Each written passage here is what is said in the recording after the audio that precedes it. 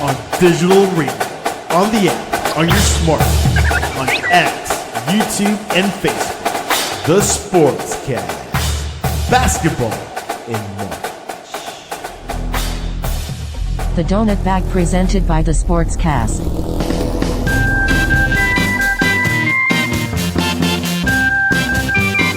The Donut Bag, hosted by Joey Toscano. And here's your host, Joey Toscano.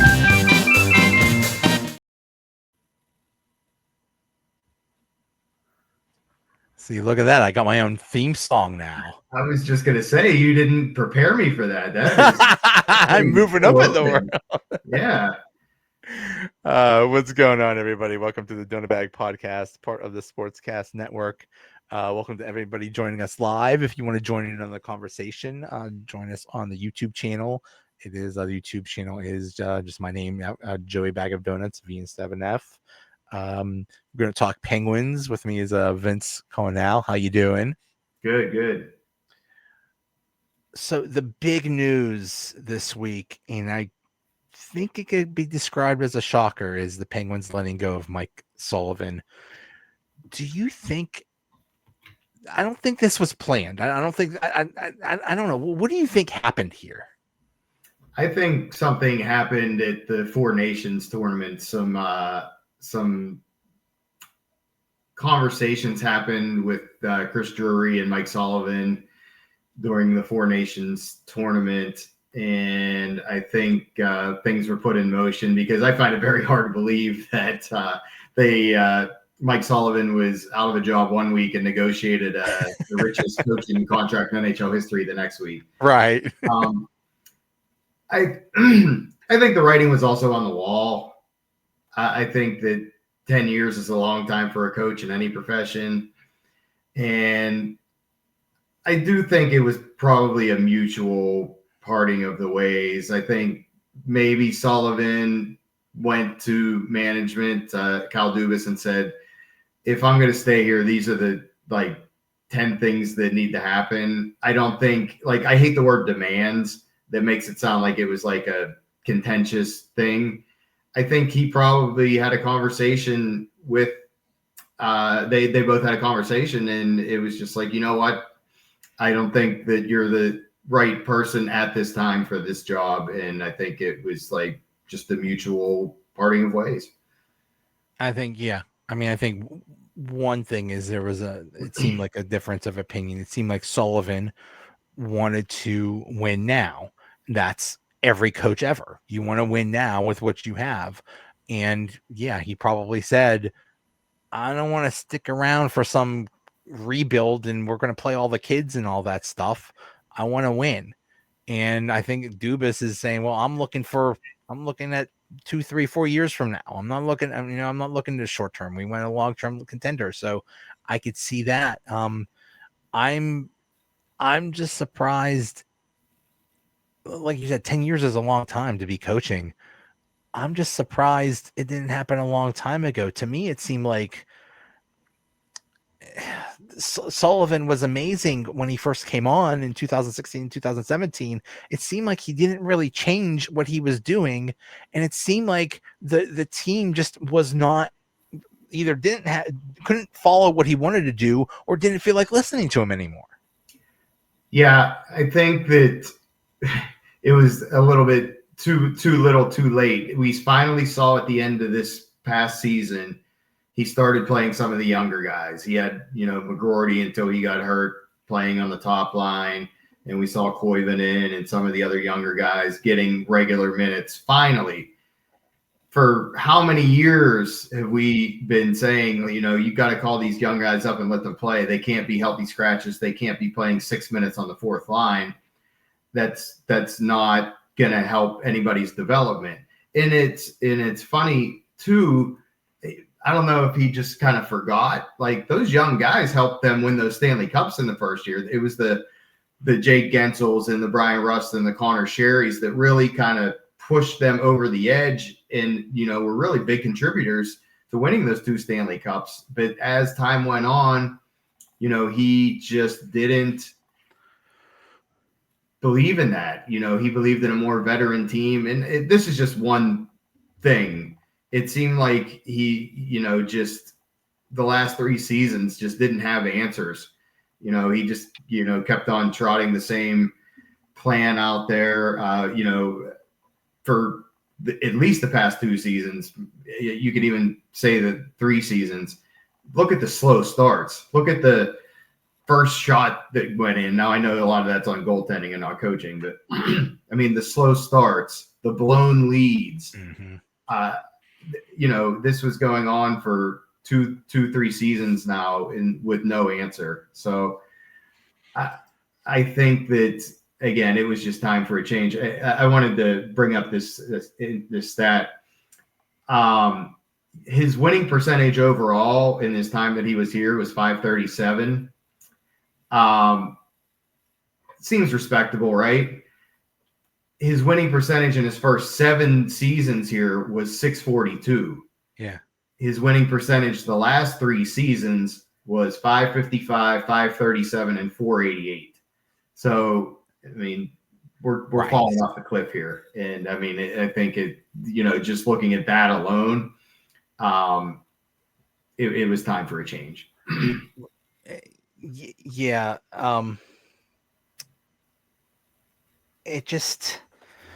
The debate was, well, he shouldn't be playing those young guys because they weren't good enough. But how are you going to know if they're good enough if you don't play them? And like you said, they were either sitting in the press box, or you have this prospect that's supposed to be a goal scorer and you stick him on the 4th line and let him play 5 minutes a game. Like, it just was not jiving with what Dubas wanted to do. No, not at all. And like I said, I think it was just the right time. It was probably the right time at the end of last season, to be honest. But I think that they kind of were like, all right, let's try this one more time and see what happens. And, all of this being said, I think Sullivan will be successful in New York. I think that is the right kind of team for him. It's a pretty veteran team. It's almost the same situation that he walked into in Pittsburgh. They won the President's Trophy last year. I mean, it's not like that they don't have talent on that team. I know they traded away some pieces, but I mean, they have a great goalie and they have a nucleus of a great team. I think that he'll go there and do really well. Will he win the Stanley Cup in his first season? Probably not. That is like lightning striking twice. But I think that he'll be successful there. And I think it was just the right time for him to go. I think he'll do well there. And I think the Penguins will find the right coach to come in here, probably more of an up-and-coming guy than, a name like Mike Sullivan. Is that what I mean? It certainly seems that way. I know the name Rick Tocchet keeps getting thrown around, but it kind of sounds like Dubas wants a younger guy. But how's that going to work with a bunch of veterans? If it was like a team like entirely of prospects or something like that, I could see that working. But I can't see. I mean, they already tried this with Mike Johnson and it was a disaster. So yes. I don't know about this. Yeah, it's tough. Stan Fisher asked me, I just sent him a couple paragraphs on what I thought about Mike Sullivan and the coaching change. And one of the things I wrote to him was, it's tough for any coach, including Sullivan, when you've got Crosby, Malkin, Letang, and Carlson as your core 4 players. And let's face it, they're not held accountable for anything. And what coach is going to bench a 3-time Norris Trophy winner? Like, it's just not going to happen, unfortunately. There needs to be accountability, but I mean, who's going to reprimand Sidney Crosby, Evgeny Malkin, Chris Letang, or Erik Karlsson? It's just not going to happen. You're not benching them. You can't No, make them out with a healthy bench scratch or something like that. That would be a disaster. Yeah, I mean, can you imagine that? Press Erik Karlsson, healthy scratch. Right, I mean, right. Even though he definitely deserves to be benched on some nights. I mean, your mind is just blown watching him play some nights. Yeah. But that makes it tough. It's definitely a unique situation where you've got that core four of veteran guys. And I mean, not just veteran. I mean, we're talking guys that have been in the league 20 years, 3-time Norris Trophy winner, like I said. And then at the same time, you're trying to like have these young players play the system that you want to play, but then they are sitting on the bench and they're going out there, or they're sitting on the bench and they're watching Evgeny Malkin just do whatever the heck he wants to do out there. And Erik Karlsson just makes the most boneheaded decisions you've ever seen. And yet they go out there, they make one bad pass, and they're on the bench for the rest of the game. Yeah. It's funny. And let's say, and I've heard them possibly getting a college coach or something like that. It's like, if you're, I mean, not that they would do anything about it anyway, but if you're Crosby or Malkin or something, like, why would I listen to you? Like, who are you? Like, I would think if you at least get someone, to me, it seems like Tocchet would be almost perfect, because I know he gets respect from the other players. He has experience. I think he could manage that, but we'll see what happens. Yeah, I think Tocchet does have like a relationship with Crosby and Malkin and Letang from being here previously. And I think Dubas wants a coach that has no previous relationship with the core four. I think that's why, like, you won't see David Quinn is the next head coach. I don't think. Like, I think that he wants to just rid this franchise of anything that had to do with Sullivan. And I don't mean that in a mean way or a negative way. It's just he wants to have a clean slate and a fresh start. And that includes like not bringing somebody back that kind of had a previous relationship with the franchise. I think he just wants a fresh face and a fresh start. Do you think Crosby was upset about this? I mean, I know he was close with Sullivan, but you think maybe he got to understand, like, hey, it's a business. You know, nobody can stay here forever, even if he wanted them to. Yeah, I think that he's probably upset that it didn't work out. Like, if they would have made the playoffs this year, he would not have been fired. Like, because the expectation, I think, going into the season was 7-8 seed was the best that they could do in the playoffs just to get in, and they probably lose in the first round. I think that was the expectation. And that would have probably saved Mike Sullivan's job. I think even Sidney Crosby has to look and say, okay, we missed the playoffs for 3 years in a row here. And in each year, we've progressively gotten worse. Something has to change. And I think even he is like adverse to change as he is, and, you know, wants to have his people, you know, him and Sullivan are obviously very tight. I think even he has to realize like something had to give here. Should they ask Crosby for any input into the next coach, or just say, hey buddy, this is happening. This is going to be your new coach, and that's it? I think Dubas kind of has to take the reins on this. I mean, he can certainly ask for input from maybe Crosby and Letang.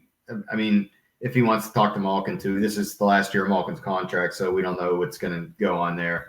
But I mean, he could certainly ask for their input, and I think that would actually be a good move to make them feel, you know, valued and part of, you know, what's going on here. But in the end, Dubas has to be the one making that decision. Like, he has to make the decision on what's going to be best for this franchise moving forward. He could obviously value their opinion and consider their opinion, but he ultimately has to make the right decision for this franchise that's going to benefit them for the next, hopefully, you know, 4 or 5 years down the road. And, you know, if Sidney Crosby says, I want Joel Quenneville as the next coach, he has to immediately dismiss that. Like, that right. No sense, you know. But yeah, I think it would behoove, if you want to use that word, Sullivan, or I'm sorry, not Sullivan, Kyle Dubas to talk to the core three that have been here the longest for, just to get their input. But ultimately, it has to be his decision based off of his research and what he thinks is best moving forward. Yeah. Yeah. The World Championships are starting, I believe, next week, and Kyle Dubas is the GM of Team Canada, and it sounds like Crosby is going to play there too, but that just has to be terrible timing for him, because instead of, it's very hard. I think the championships are in Sweden or something like that, so you're trying to focus on hiring a coach, and you're in the middle of being the GM of this team on another continent. That this could not have been something that Dubas planned. Yeah, I did think that the timing was odd last week of the parting of the ways. I figured if that was going to happen, it was going to happen at the end of the season. But I think, like I said, I think there was always something kind of brewing in the background with the Rangers. I mean, on one hand, I think him and Sidney Crosby would have a lot of time to talk in the next couple of weeks at the World Championships. But that he's got his assistant GMs and all the other people he has helping him in the front office. I think that they'll be doing that research and legwork for him. And I'm sure with technology, as we're sitting here on a Zoom call, for lack of a better word, I'm sure he could be brought in on some virtual or Zoom calls with potential candidates. He can multitask. But I think I think the timing is a little difficult with the World Championships and now a coach, and the draft is coming up in about a month, maybe 5 weeks here. It's certainly not going to be an easy summer or a quiet summer. He's got lots to do, but I think that he's the right person to do this. I do think that he is the right person to lead this rebuild and this turnaround. I think he gave it the college try for the first couple seasons that he was here, trying to rebuild on the fly, and now with 3 straight seasons and not making the playoffs, it's total rebuild time around the core 4 that obviously I don't think any of them are going to be going anywhere. He had the impossible task. It's like, okay, I want you to contend now, but we also have to prepare for the future. Like, it seems like it's going to be a fascinating offseason. One thing that is, you mentioned Malkin. He is under contract for this year, and that's it. And he's expected to probably retire or go to Russia or something like that. Letang is on for a little bit longer. Letang is until 27, 28, but then again, he has heart issues. So do you think this is we're seeing the beginning of the end of this core? I don't consider Carlson part of the core, even though he's a big player. But the part of the core 3, it's almost the beginning of the end for them, right? Yeah, I think so. I mean, if Malkin comes to camp healthy and he has a decent season, averages, say he finishes with like 70 points or 65 points or something like that, there might be consideration to sign him to another 1-year deal. I mean, he's definitely not getting anything more than that. But probability is that this is his last season with the Penguins. Letang, I've read some things that maybe he could be traded. I don't think at this stage of his career he wants to be traded, unless the only place I could think that he would want to be traded to would be Montreal. Right. I think he's going into his 19th season. I mean, you're pretty set in your ways at that point. So I think he'll be here. I don't think he was bad this year. Like, I think he still has some good seasons left. I mean, he's certainly not the Chris Letang of the 2015, 2016. I know he missed a season in there, but you know what I mean. Now, he did have that heart surgery to get that fixed. and the recovery time was only 6 weeks, I think they said. So, hey, maybe that will help him in a way. Maybe he'll have a peace of mind, like I'm healthy now. That's scary though. Like anytime you're dealing with your heart, I don't know. And I mean, the guy is done everything he can in hockey. I mean, I know he hasn't won a Norris Trophy but he's won Stanley Cups. I mean, he's the franchise's all-time leader for defensemen in every category.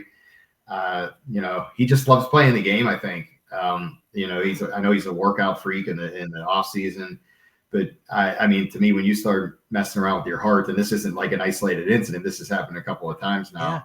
Hopefully the surgery fixed everything for him just on a personal level, that he could be healthy for the rest of his life. But from a hockey perspective, as the further his career goes along, it's just hard to picture him in the year 2027 logging 24 minutes a night. Like who is going to eventually come up and start eating those minutes? I know Carlson's. The Penguins are stuck with Carlson I think he's also 2028, but he might even be 2029. No, he's only 26, 27. Okay. But if he sticks around, who's going to eat up these minutes when these guys aren't here anymore? There's a lot of prospects down there. You just don't know. But like I said, it's hard to picture Chris Letang still playing close to 25 minutes a night 3 years from now. Chris, retire, man. Just you have a good life. Like this whole heart thing is just, and like you said, this is not the first time this has happened. Like, come on, man. I don't want you to die on the ice. You've had a great career. You have a good life. Just take it easy. But that's just not how athletes are wired. You can't just say, oh, just go retire now. Like, no, it's but it seems like Crosby's the icon, Malkin is the icon, but it seems like Letang is like, he's definitely the third out of three of that core three. And I could totally see him being traded to like Montreal or something like that in the last year or two of his career. I could totally see that happening. Yeah. I don't know. They always, you always hear everybody talk about how important it is for Crosby to be, the one guy, one team, franchise, kind of like Mario did, and his idol Steve Yzerman was only with the Red Wings.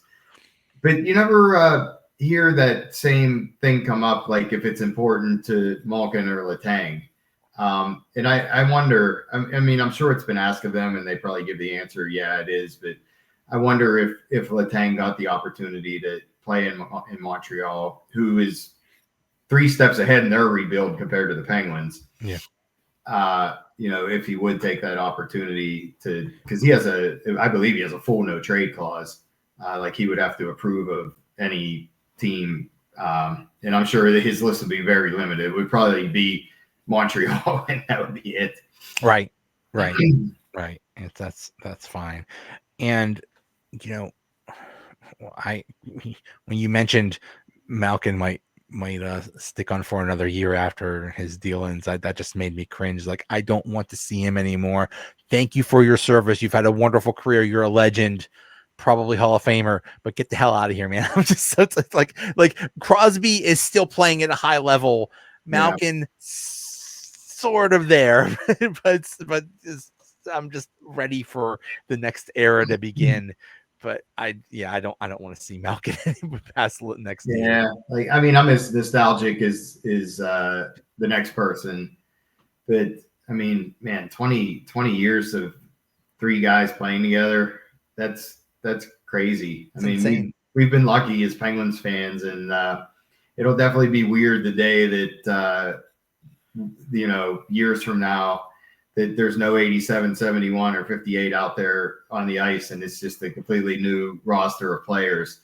That'll definitely be a weird day, but it's going to happen. It's got to happen eventually. And yeah, if Malkin has another season like he did this season, which was just an okay season, like if he was their 4th line center, Sure.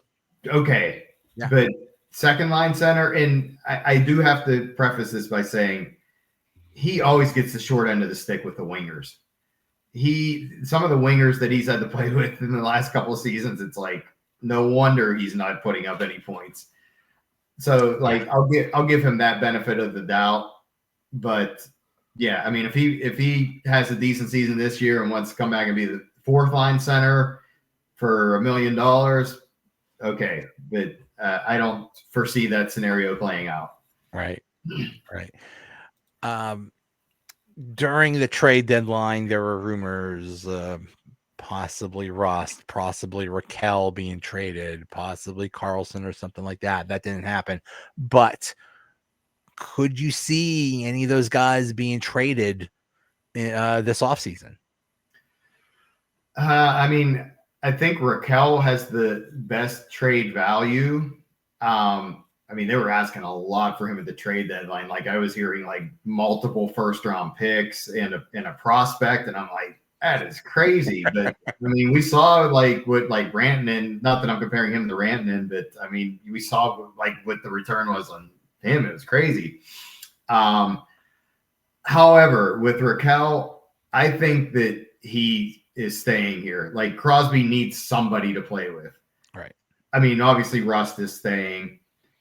I think that they want to have at least like one solid top line. And I think Sid really likes playing with Raquel. And I think is much of a big dangling big trade piece that, you know, could probably return a lot. He is. I think Sid wants him here. And I think that's going to be the way it is.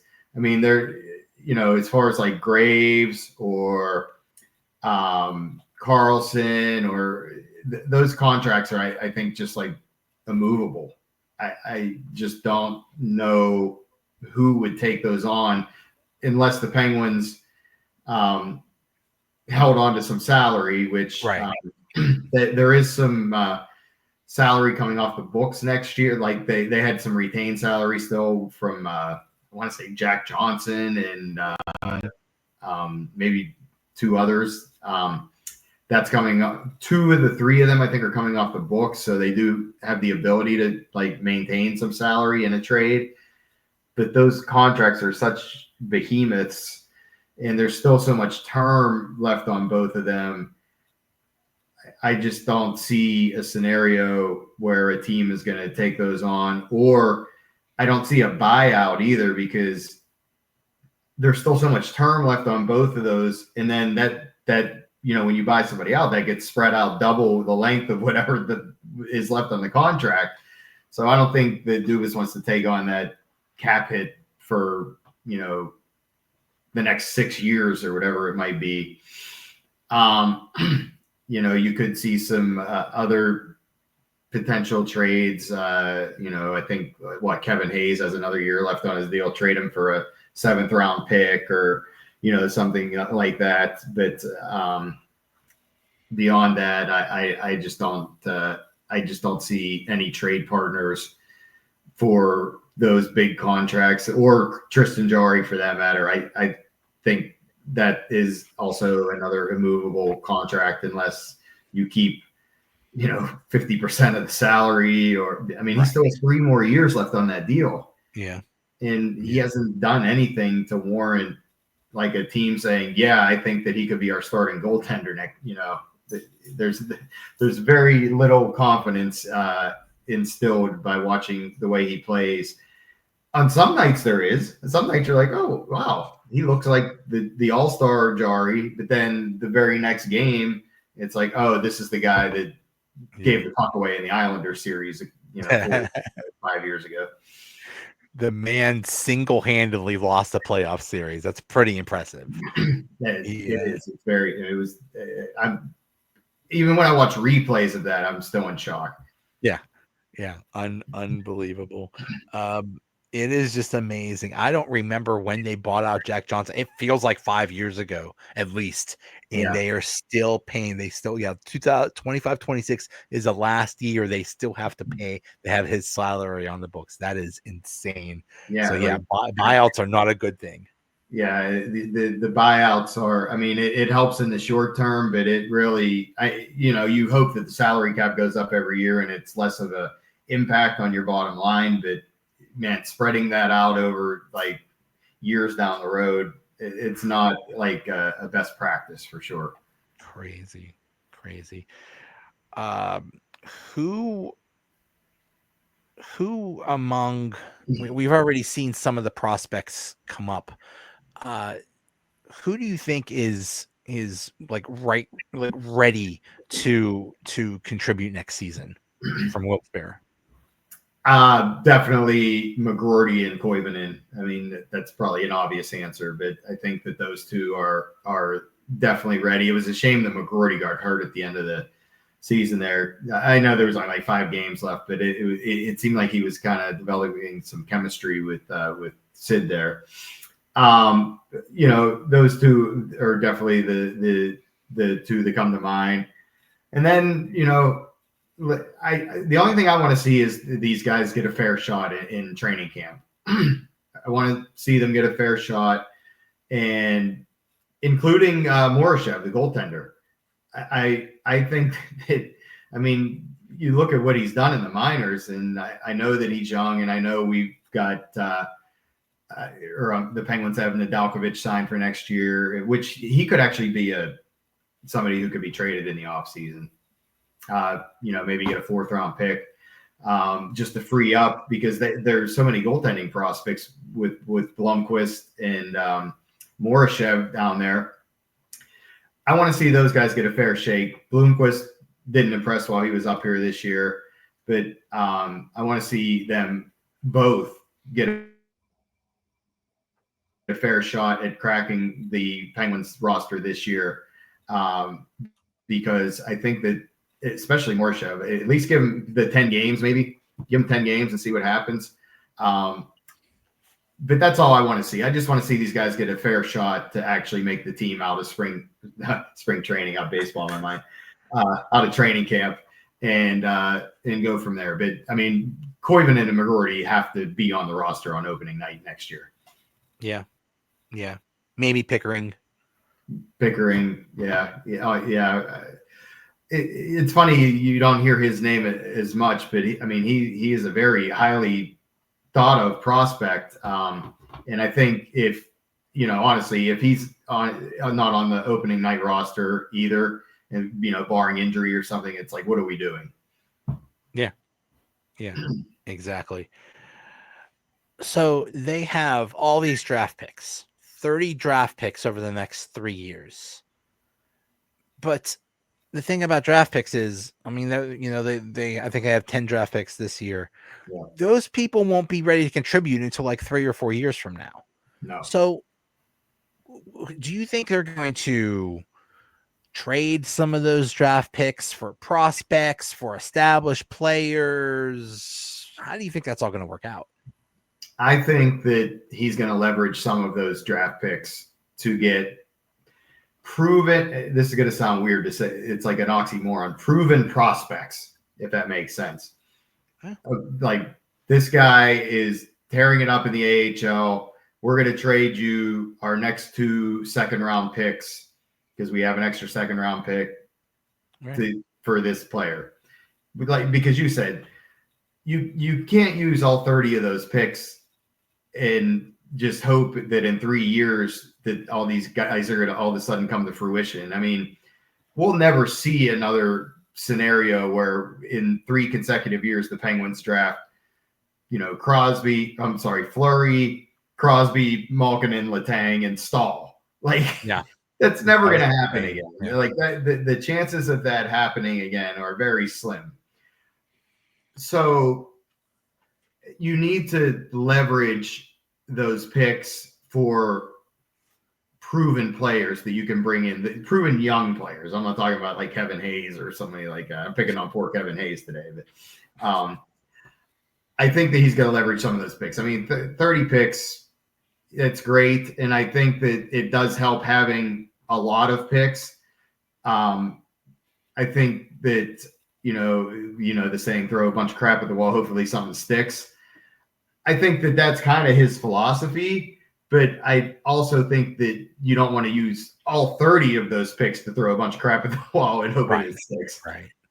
So I could see him, trading, 5 or 6 of those picks to get varying levels of prospects. And I'm not saying they're going to go out and get the number one prospect from like 3 different teams. You got to fill out your bottom 6 too. But I would say he's going to use the majority of those picks to actually draft players, but I could see him taking 5 or 6 of those picks and trading them for more proven players. It just drives me crazy because these are 18-year-old kids. Yeah. Like at least, with the NFL draft, these are 21, 22, 23-year-olds that have played, that have some, experience, and they're a little more, they're ready to contribute. But with baseball and hockey, you get them when they're 18 and you just hope for the best. And a lot of times it just doesn't work out. It was amazing that, Crosby was generational and Malkin was almost that, can't miss prospect. But you see so many of these high draft picks that just don't work out. It's crazy. Yeah. Look at, in Chicago, Bedard. I mean, listen, he's still a good player, but they thought that he would have helped to turn that franchise around by now, and they're still in the draft lottery. I mean, look at a guy like Taylor Hall. Yeah, he's still in the league. He was, I believe he was the number 1 overall pick. He's just kind of been a guy. He had like one good year. Yeah. Yeah. So there are definitely examples of that. I mean, and it goes back to what I was just saying.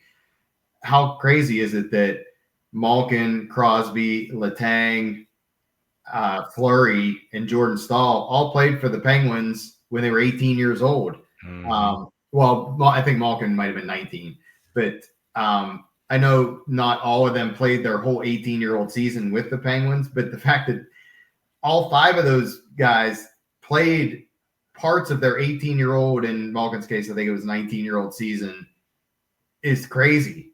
And they contributed. It wasn't just like they were just like guys playing 6 minutes on the 4th line. I mean, they were contributing. I remember Letang was not supposed to be up. I think he was like a junior guy. And it was one of those deals where it's like, okay, we'll play you for 10 games and then send you down. And he's like, we're not going to send you down. We'll just keep you. So yeah. It's amazing. Yeah. They really struck gold there. So we'll see what happens.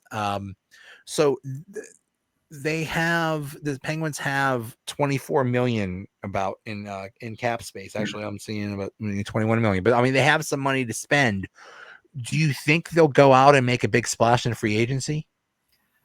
I do think that they're going to go out and sign one big name guy, and I think it might be Mitch Marner. Bingo. I was thinking of him. Yeah. I think the connection to Kyle Dubas, obviously being the previous GM in Toronto, I think the fact that the Maple Leafs probably aren't going to be able to afford him because of all their other guys that they got there, not the least of which Austin Matthews taking up a lot of cap space.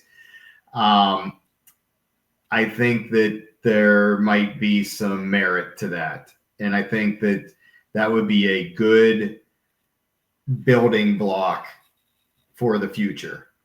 And Penguin fans, let's face it, they're all used to having those marquee names. I mean, he's probably going to want a big deal for long term, and I think that the Penguins' cap situation is such that they can afford to do that, and we'll see. I think that there is definitely merit to that, though. He's only 28. That's awesome. Yeah. Yeah, he's going to probably want like a 7 or 8 year deal. And I mean, his track record speaks for itself. Can you imagine a power play with, Crosby and Marner out there together and, whoever else? I heard a rumor that, it's just so annoying. All these media people keep wanting to trade Crosby to like Colorado or some contending team because it's a shame to have him waste away on the Penguins when they don't even make the playoffs. And now that Colorado got eliminated already, it's like, well, maybe let's not waste McKinnon. Let's have McKinnon play with Crosby and trade McKinnon to Pittsburgh or something like that. And all that stuff about trading Crosby to Colorado is going to come back up again if McKinnon and Crosby play well with the World Championships, which I'm sure they will. Right. So we'll be starting to hear all that again. But I wish people would just stop talking. Like, it's just not going to happen. Crosby's going to finish his career here, and I think that's what he wants to do. He'll probably sign another deal after this current one expires. I was going to say, he is still playing at a high level. I could see him easily playing at a high level for another 3, 4, 5 years. So, yeah. He's fanatical. I mean, how many other 38-year-olds are playing at the World Championships, let alone, excluding Marc-Andre Fleury, but that's a exception. It's a nice story. But, this guy has won everything, proven like everybody that he's one of the top 3 players to ever play the game, and he's 38 years old, and he'll be 38 in August, and he's out there playing at the World Championships. Like, does anybody question this guy's passion for playing hockey? Right. Yeah, he's a machine. And when you think about all the other legends of Pittsburgh sports, there's always a little bit of controversy or something like that. Not Crosby. He's just the most boring dude ever. All he is a hockey machine, and that's all he cares about is hockey. Yeah. I think I feel bad for him when he actually does retire. Like, he's gonna have a rough time adjusting to normal life. He'll probably walk right into a GM role or something. Something like scout, something like that. He'll have to be involved with hockey. Probably the Penguins. He'll probably just buy part of the team and be the GM or something. Sure, why not? Crosby and Fleury are going to play together, and aren't they legendary for the pranks they play on each other? Yes. I could see him creating an international incident or something like that. They do some elaborate pranks. It is really funny. Yeah, I hope that there's a camera from Penguins media. I'm sure there will be. Wild media following them around. The one where Fleury was inside the hockey bag and jumped out and he zipped himself in the bag. Do you remember that one? Yeah. Yeah. Or the one where he taped all of Crosby's equipment together in a big ball at the All-Star game. There was a video. He had one of his Minnesota teammates. He had the car up on blocks. He took all the tires off of his car. That I'm definitely gonna miss his pranks. You could go out there and Google best Marc-Andre Fleury pranks. It's out there. What a guy. He's a saint. He was just the best guy. It's a big what if. It's what if they just kept I don't know him?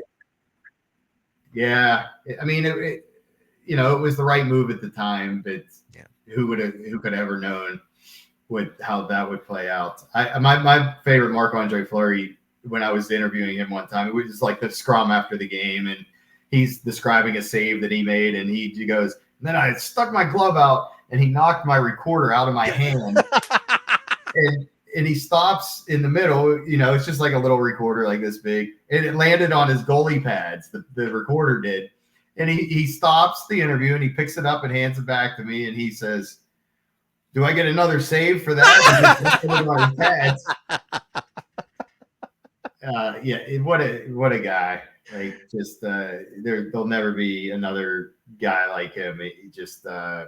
I'm happy for him going into retirement, and it was funny. There was a quote. They asked him, "Why did you choose to play for the World Championships?" He goes, "I went home and my kids were acting crazy, and I thought I need to get out of here." Yeah, I'd rather go play hockey than deal with him. I'm paraphrasing, but that was the quote. Right. Yeah. People say, "Oh, they should have kept Fleury and got rid of Murray." If that happened, if they actually did that, they would have put Rutherford like in an institution or something like that. I mean, it was all 30 GMs would have made the same move given Yeah. the circumstances, and exactly. it's just unfortunate the way things played out. But look, Fleury went on to be a legend in Vegas. They'll probably retire his number there as well as Pittsburgh.